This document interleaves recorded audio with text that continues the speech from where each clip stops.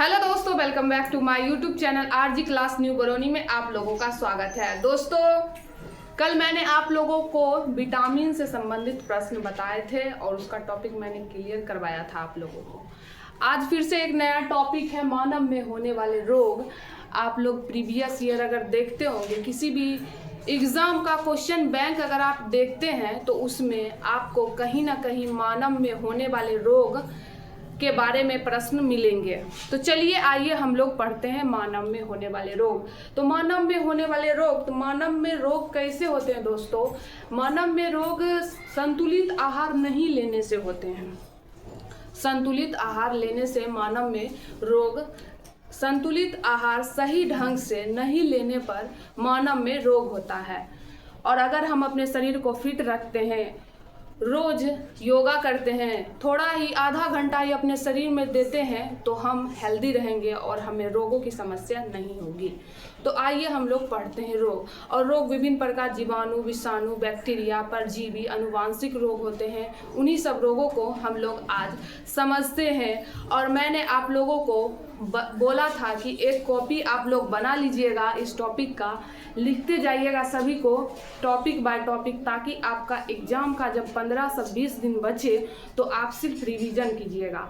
देखिए दोस्तों, ये तो हर किताब में लिखा रहता है मानव में होने वाले रोग, बहुत सारे टॉपिक्स हैं, लेकिन आपको कितना याद है, आपके माइंड में कितना है, वो डिपेंड करता है। तो आपको ये याद होना चाहिए। चलिए आइए पढ़ते हैं मानव में होने वाले रोग।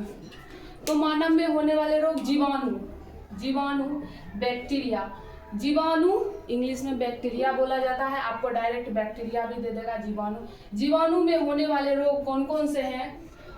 तो पहला है टिटनेस, उसके बाद है हैजा, टाइफाइड, क्षय रोग, डिप्थीरिया, प्लेग, काली खांसी, निमोनिया, सिफिलिस, कोड, गोनेरिया। यही सब रोग हैं जो जीवाणु के कारण होते हैं। सबसे ज्यादा पूछा जाता है टाइफाइड। टाइफाइड में कौन सा अंग प्रभावित होता है? तो आंत प्रभावित होता है।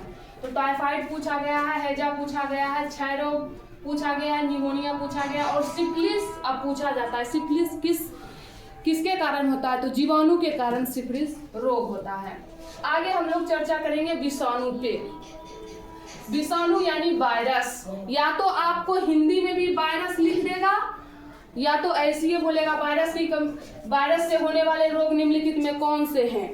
2-3 दे देगा जीवाणु से होने वाले, 1 दे देगा वायरस से होने वाले। तो आप लोगों को याद रहना चाहिए AIDS, AIDS, acquired immunodeficiency syndrome, इसका फुल फॉर्म होता है। उसके बाद डेंगू, हड्डी तोड़ बुखार, डेंगू को ही कहा जाता है, आप लोगों को पता होगा।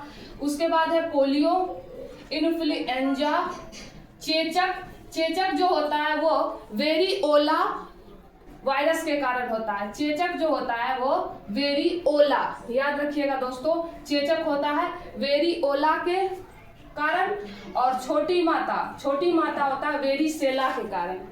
उसके बाद है गलसोथ रोग, खसरा, ट्रेकोमा जो कि आंख से संबंधित है बीमारी, ट्रेकोमा। उसके बाद है हेपेटाइटिस या पीलिया। उसके बाद है रेबीज, मेनिंजाइटिस, हार्पिस, कोविड-19। ये सभी रोग होते हैं विषाणु के कारण, ये सभी रोग विषाणु के कारण होते हैं।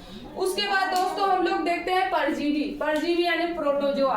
परजीवी के कारण होने वाले रोग, पहला है मलेरिया, इसमें प्रभावित होता है हमारा अंग तिल्ली या और आरबीसी। ये होता है किसके? प्लाज्मोडियम मादा एनोफिलीज मच्छर के काटने से। उसके बाद दूसरा है पारिया, जो कि दांत में होता है, मसूड़े में, ये होता है एंट अमीबा के कारण।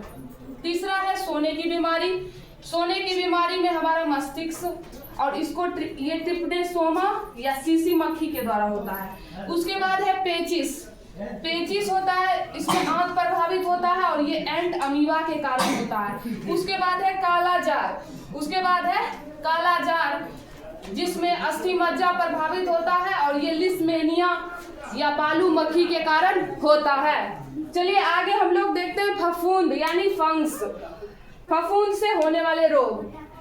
फफूंद से होने वाले रोग जितना भी दाद खाद खुजली एथलीट फूड गंजापन ये सब बीमारी जो है वो फफूंद के कारण हमारे शरीर में होता है।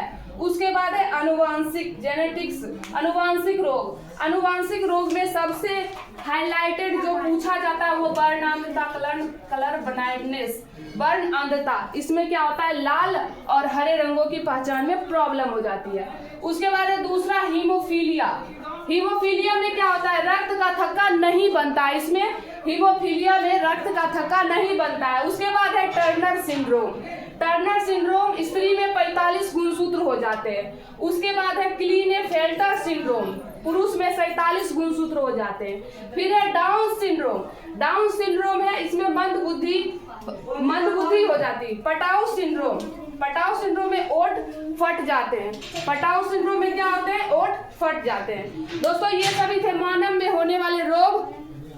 तो आप लोगों को ये क्लास कैसा लगा अपने दोस्तों में शेयर कीजिए, लाइक कीजिए, सब्सक्राइब कीजिए और आगे फिर ये प्रक्रिया चलते ही रहेगी। जितना दिन बचा उतना डेली के डेली टॉपिक बाय टॉपिक आएगी प्रश्न और आपका मतलब कर्तव्य है कि इसको याद करते जाइएगा, आपको बहुत ही मदद करेगा। थैंक यू, धन्यवाद। ये है